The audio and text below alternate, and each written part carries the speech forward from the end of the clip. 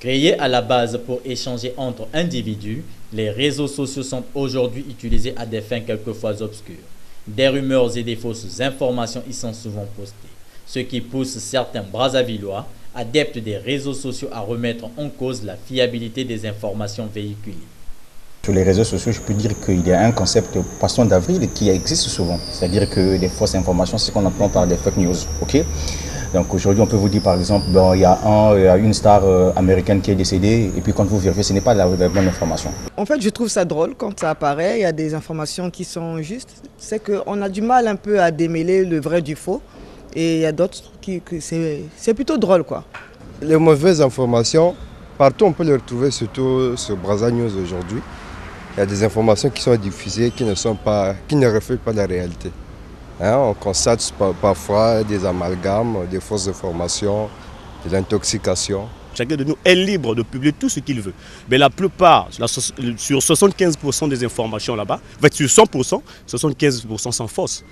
Donc on ne peut pas encore en totalité avoir la conviction que l'information que nous venons de recevoir à travers ce réseau social est vraie.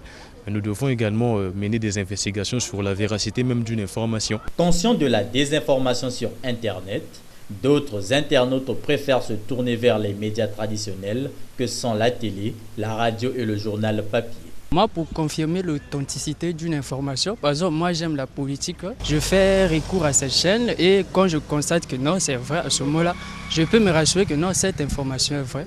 Vous savez, hors les réseaux sociaux, il y a certaines informations que nous rendons fiables, ce que nous avons reçu à travers également les journaux. Tel qu'Equator Service comme ça publie une information que nous venons de lire, on pourra se dire que oui, c'est vrai, que l'information que l'on a lue sur le réseau social est vraie. Prenons ces ampleurs en 2016 lors des élections américaines. Les fake news, fausses informations en anglais, ont tiré leur succès de l'avènement du web 2.0. Expert en technologie de l'information et de la communication à l'université Mariangwabi, Antonin Bosoto donne les pistes de solutions pour échapper aux fake news.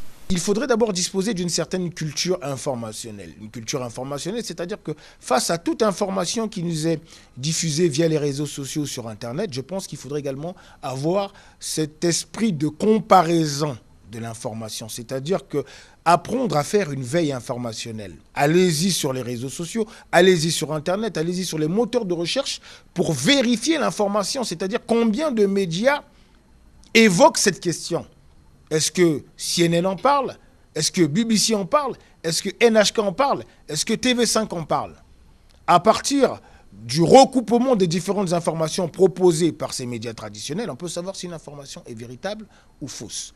Afin de connaître la véracité d'une information, il est conseillé aux internautes de se poser des questions sur les auteurs, les objectifs et la nature du site.